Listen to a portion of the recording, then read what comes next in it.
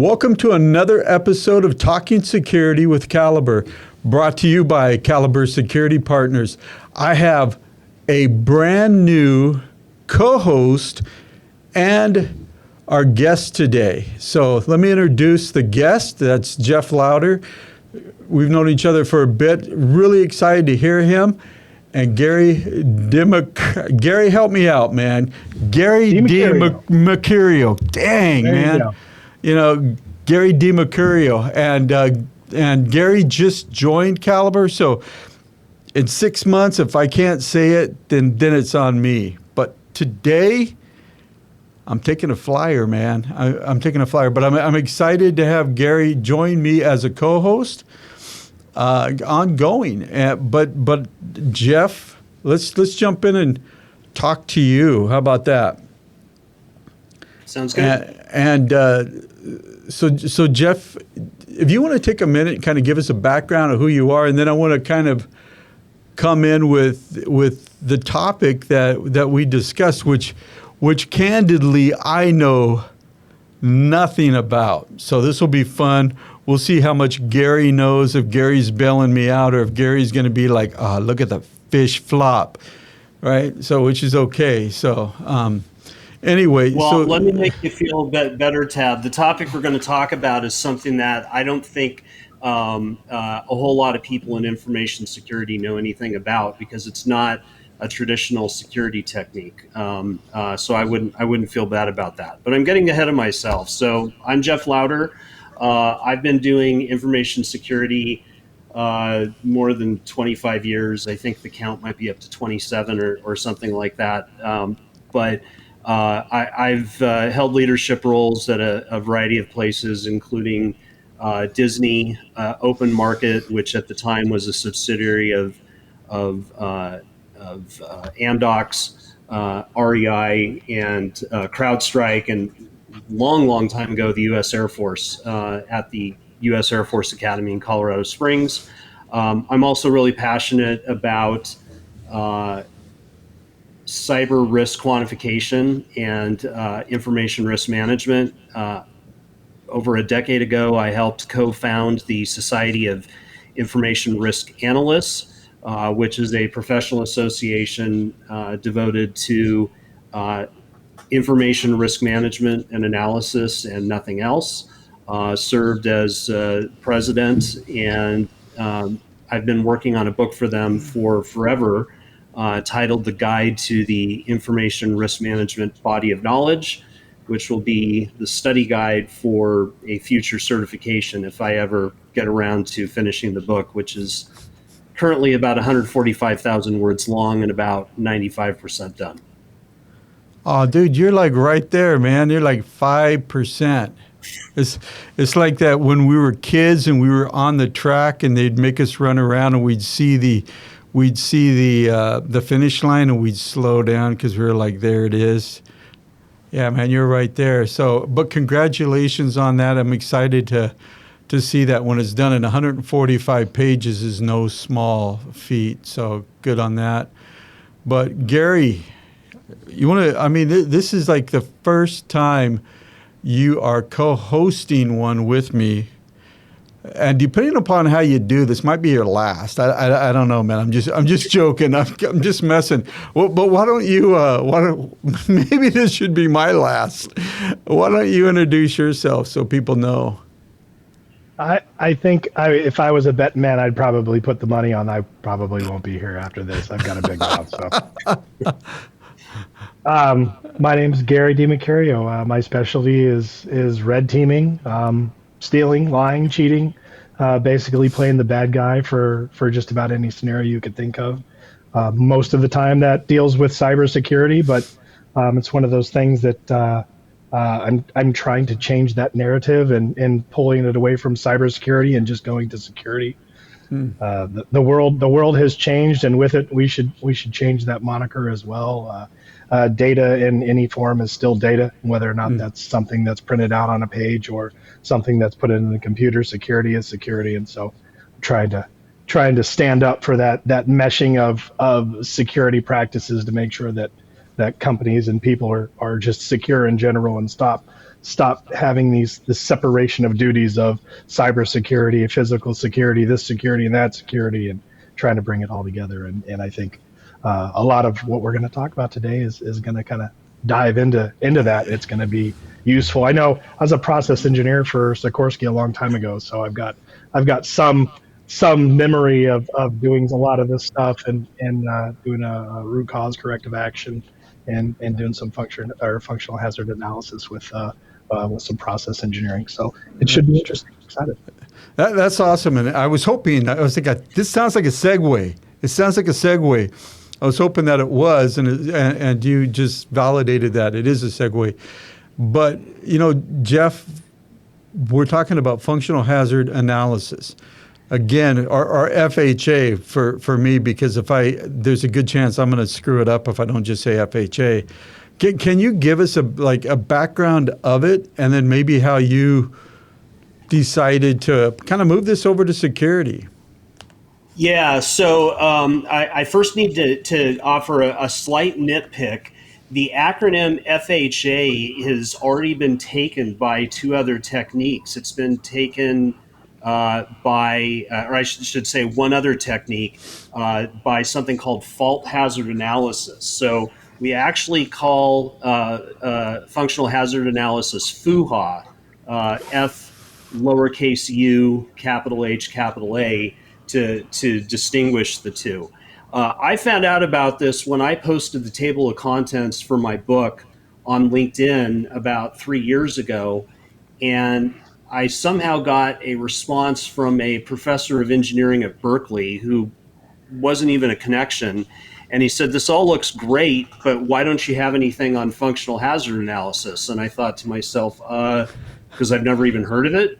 And so I looked into it, and it's a technique that has its origins in the safety field. I'm not sure, but I think it originated in aviation safety. And so that's why I'd never heard of it, because I don't have a background in aviation safety, and I've never come across it in anything that I've read or any conference I've ever attended talking about security techniques. But the more I learned about it, the more I saw the value.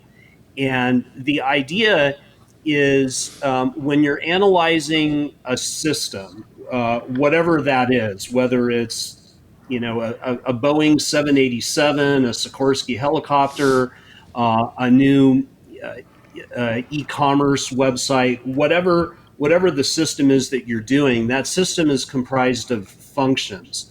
And functions here does not mean what a software engineer would mean when they use the word function, as some sort of a subroutine that is called by that is called within an application.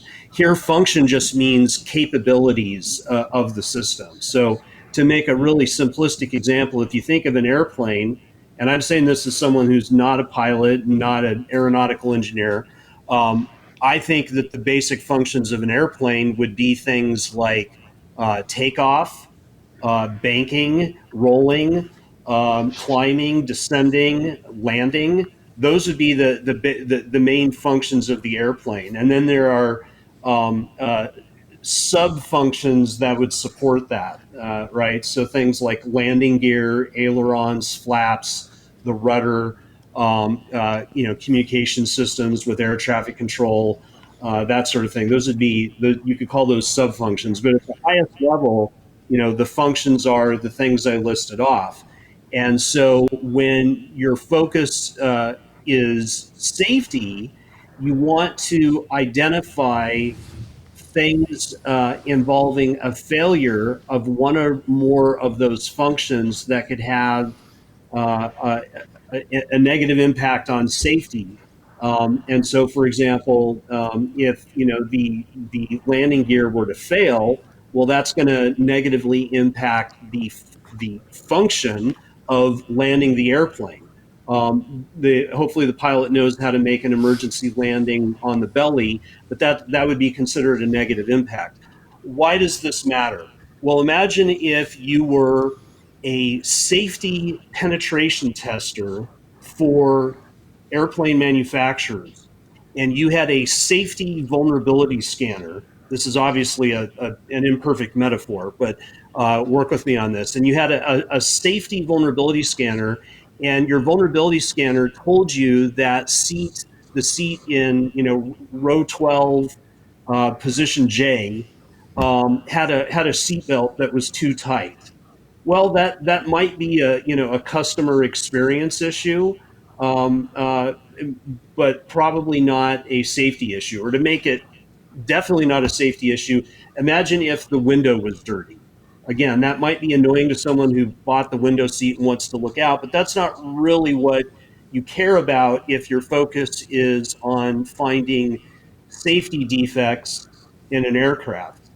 Well, you can apply this same way of thinking to information security. And so we have techniques today that we use to identify defects in code. We can do code reviews. We can have a red team do a pen test. We can even do threat modeling. Um, all of those are really good techniques. This is another tool or technique that we can add to the toolbox that can actually be an input to those other techniques, because the beauty of a functional hazard analysis is that it forces you to focus on what matters most. So if you had a completed functional hazard analysis on a Boeing 787, and it told you these are the types of failures that would be catastrophic for safety, whatever those are, disruption of the fuel line to a jet engine, loss of hydraulics. I don't know what, I don't really know what I'm talking about when it comes to aircraft. Then you could ensure that whatever testing you did on the airframe specifically targeted those areas that would have the biggest impact. Likewise, if you had a fully populated functional hazard analysis table for an information system, that would tell you what would have the biggest impacts to the confidentiality, integrity, or availability of information. And then people who are creating a threat model could consume that table, that functional hazard analysis report, as an input to make sure that they've considered those scenarios. A pen tester could consume that functional hazard analysis to make sure that they're actually testing the resiliency of the system against those exact scenarios. Someone who's doing code review could specifically focus on the portions of the code which relate to those functions. So that's kind of, I haven't gone into the details of how to do it, but that's kind of the analogy with aircraft safety. That's how I found out about it. And that gives you an idea of the value of the technique. That's pretty cool. Gary, how do you feel like this aligns with everything that you do? Are you asking me as a former naval aviator, or are you asking me as a cybersecurity semi-expert? Let's go cybersecurity semi-expert for 200. I think it's we do a lot of what you're talking about there, and that, except we just refer to it as red teaming. Anytime you pick something apart and you try to break it, that's what we do, right? That's our job. I think this adds more, probably more credence to the process and making it much less an artistic expression is what I would say that kind of hackers do, more or less. We paint, we just throw it up there and we see what we can do and what we can make out of the parts that we have. And I think this gives you a much more streamlined, more process-oriented something, much more paint by numbers. And I'm wondering, I'm wondering if, as we're doing a test for a client, and if we're doing a, like let's just continue on and keep your naval aviator hat off for a little bit there, Gary. Though that sounds like a really good topic. I'd like to hear more about that, but I'm not going to digress any more than I just did. So going back to the 787 example, if we align that with like red teaming or pen testing or whatever it is, if we walk into a client and they say, here's our FUHA, and And these are the things that matter most to us. And this is aligned for us inside the company. I wonder if it just automatically aligns them before they come to us. So it's not so much like what we're doing, it's their understanding together. So I don't, we're going to stick with this aviator thing. And again, like I may know less than Jeff, but I imagine, if you look at the Blue Angels, that there's a really tight process that those guys follow before they get in the air. And if they have that, then coming to somebody in whatever capacity like us and say, this is what we do, then ideally it makes it easier for us to do our job, but maybe it also makes it easier for them to align us and direct us. I mean, maybe that's the case, but I think for me it really hits more on the ownership of it than it does for us as testers. I mean, am I on the right path, Jeff? Well, what came up for me as I was listening to you talk, and I hope I'm not taking this in a different direction than where you want to go, but what came up for me is I've actually tested this technique out a few times. And what I learned from trying it out was, first of all, everybody who was involved loved it. It was completely optional, and I asked them if they'd be willing to participate as guinea pigs, and they said yes. And when it was over, the feedback I got was that they actually thought it was fun, and they enjoyed it. But what came up for me was that this requires deep knowledge of the system in a way that is not easily obtained other than tribal knowledge. Where I tested this out, I didn't have the tribal knowledge of the system, and so I went to people who'd been working on it for quite a while, and they were able to compile it fairly quickly, but it was all in their head. It wasn't documented anywhere. And I don't know how someone would get, if you didn't have a functional hazard analysis, I don't know how someone would get this level of understanding of how the system works without just absorbing it over like a 5 to 10 year period. So apart from the information security benefits of this, or in aviation, the system safety benefits, I think there's a stewardship benefit. Just, as the steward of a system, whatever kind of system it is, it behooves you to understand what it does in a functional way. And, simply reading a spec isn't necessarily, if one even exists and is kept up to date, the spec isn't necessarily going to give you the kind of understanding that a functional hazard analysis gives you. And because of how the word function is defined in functional hazard analysis, a second benefit would be that it helps the system owner better align with other parts of the business. And you'll notice I didn't say align with the business. Some people in InfoSec talk that way, and I always counsel people to never say that, because it's a self-deprecating comment. It implies that InfoSec is not part of the business, and I think that's a bad way to position yourself. Information security performs an important business function, and by having the understanding that comes from functional hazard analysis, it makes it easier for the owner of a system or an application to demonstrate that connection to the other parts of the business. So say I owned the Boeing 787 production line for Boeing. If I'm the CEO of Boeing or the board of Boeing, what I'm going to think about is, I assume, would be, aircraft deliveries. How many 787s are we selling and to whom? If I'm the owner of the 787, I would think about that, but my mind is probably going to be a little bit more operational, and I'm going to be very in tune with specific manufacturing issues, maybe some labor issues.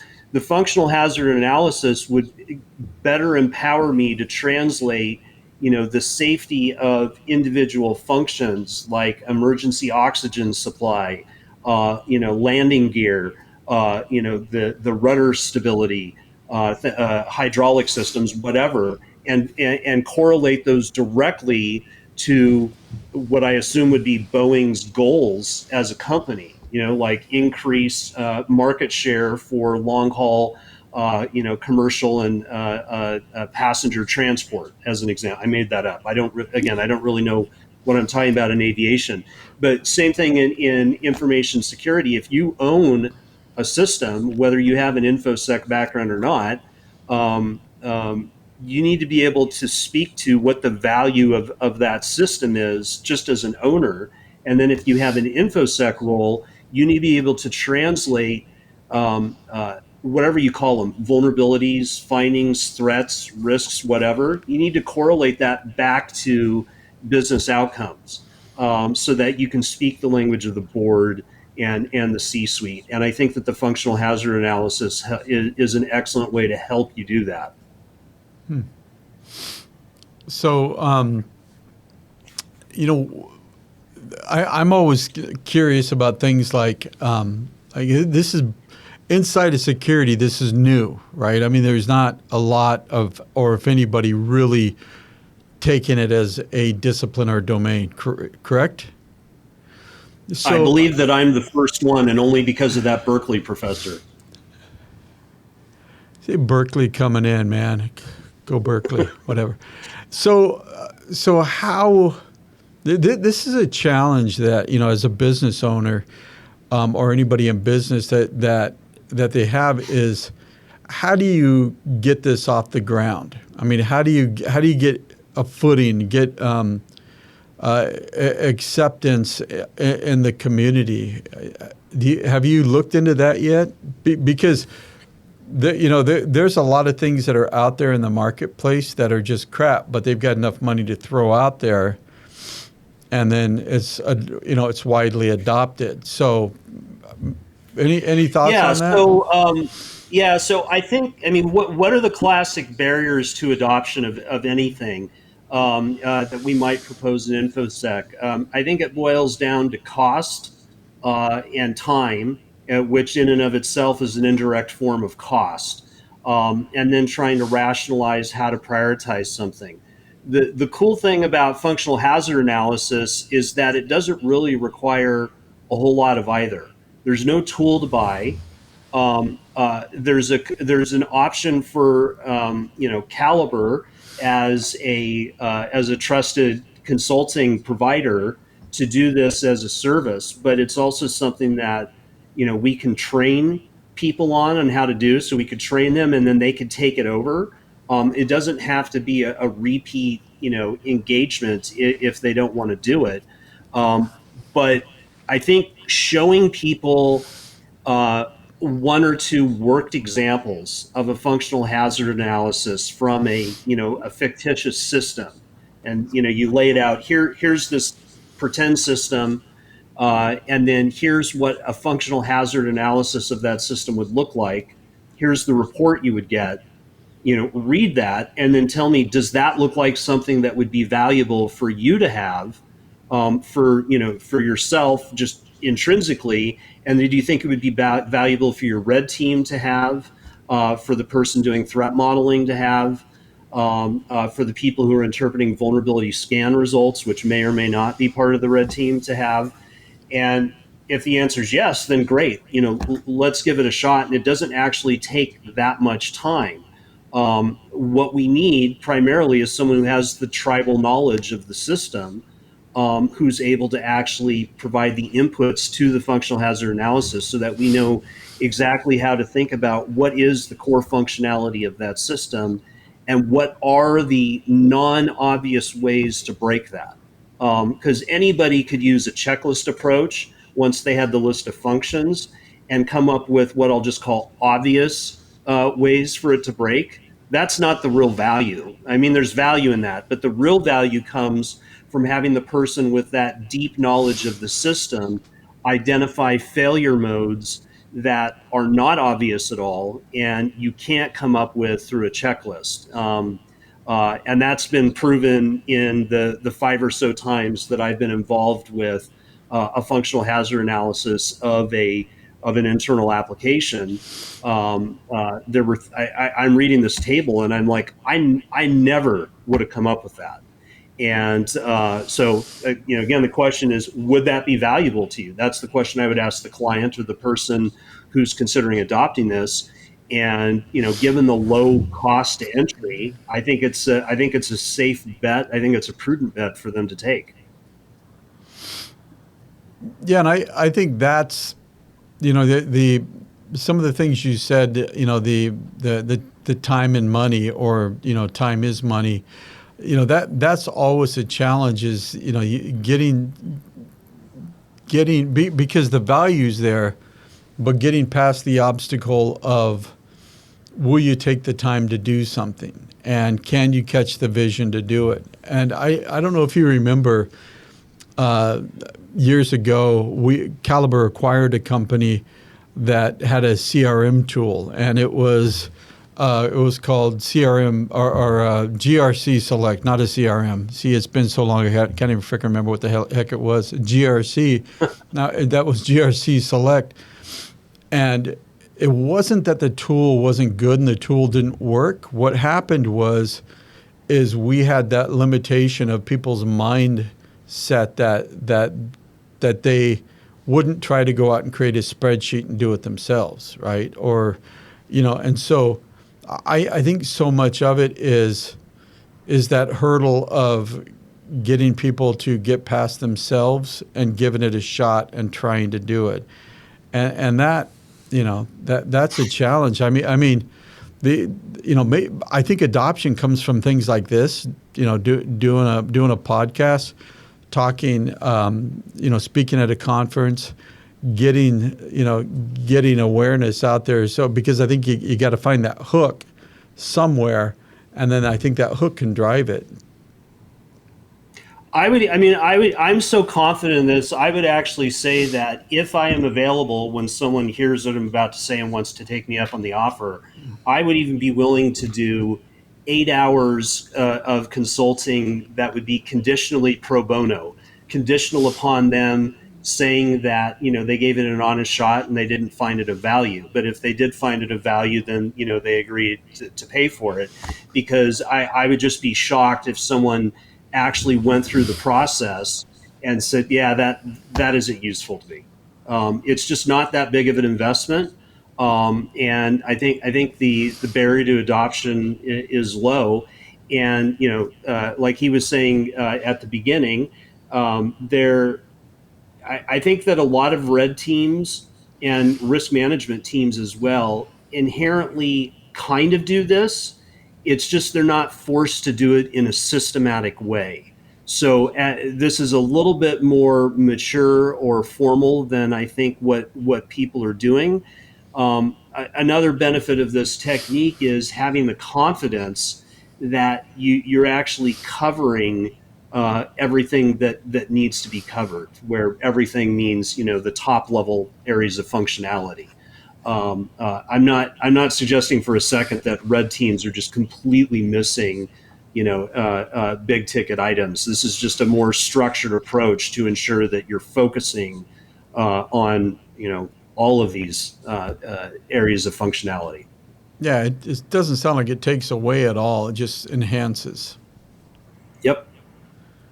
Awesome. I would almost be, and tell me what you think about this. Is it seems like this has more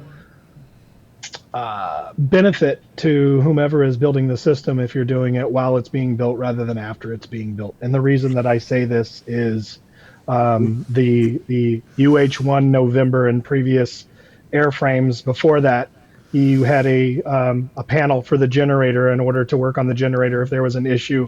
But the problem is the engineers never thought about actually taking the generator out of the aircraft. So the generator would not get through the generator maintenance door. You had to literally take out the entire engine and the transmission and the blades and everything in order to get to the generator, because the generator is on the front of the transmission unit for the blades in and of itself. So thinking of that and knowing that this originally comes from aviation, that's the first thing that popped in my mind is, yeah, it sure was I think that doing this analysis. I think you're spot on with that, because this is just, example number 742 of why it's better, cheaper, and faster to build security in rather than trying to retrofit it after the fact. So I completely agree with what you said and say that would apply to information systems just as much as the aviation example you gave. Well, Jeff, you made a comment about if somebody wants to take a pro bono and give this a really good looking shot, whatever, for like 8 hours, that you'd be willing to do that. So how can people get a hold of you? I'm happy to partner with you, Tab. So I would say reach out to Tab, and then I'll partner with Tab. Wow. Well, that was not planned. I swear. And obviously, Jeff, we got a great relationship. Gary's like, yeah, right. That wasn't planned. Seriously, man. It wasn't planned, but Tab and I do have a great relationship. We've known each other for what, I think 14 years, 15 years now. Yeah. It's been a long time. I wouldn't be on this. Podcast if it wasn't for Tab. So it just seems like the right thing to do. Yeah, and and it's totally separate, but for anybody who looks at partnerships, this is why you partner, because if it goes well and somebody contacts us, then all of a sudden that starts to spark ideas in our mind, and we're off to the races. So I appreciate that, Jeff. So we're up against it. I want to say thank you for joining us, and that was unbelievably informative, and yeah, I'm really excited to see where this goes. But thank you for being a guest.